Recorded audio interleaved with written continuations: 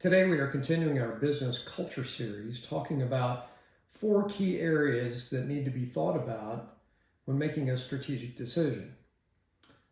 My name is Jeff Murphy. I'm the General Manager of ATS Integrated Solutions in Louisville, Kentucky. And we're continuing in this series about business culture. And one of the key cultural items that companies have got to figure out is how do you make decisions? How does your leadership team work together and how do you prioritize those things?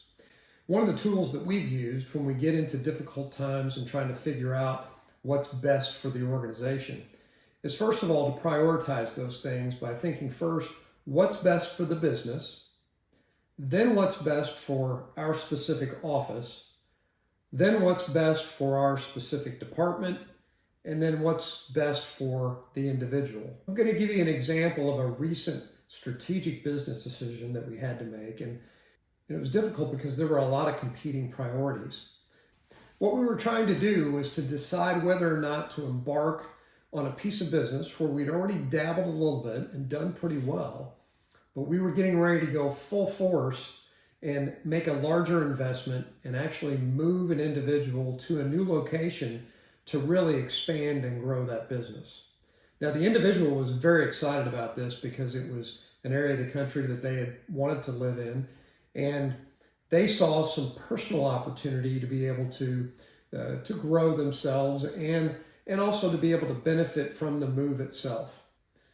There were some benefits, obviously, to his department as well, because it was going to potentially grow his department.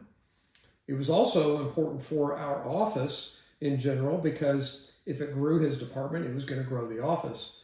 And then the overall business was really where our tough decision came in, because it was going to cost a tremendous amount of money and the risk was really, really high on whether or not this was going to work.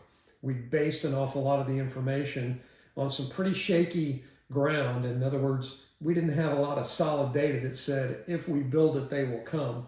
So we really went through this prioritization and wrestled with this decision quite a bit until what we realized that we were wrestling with was this was good for the individual, might have been good for the department that he was in, might have been good for the office, but it really wasn't good for the business because the investment and the risk was too high overall. And once we set our eyes on the priority of business first, then office, then department, then the individual, it became crystal clear the right choice to make, and it wasn't the right time for us to make that particular investment.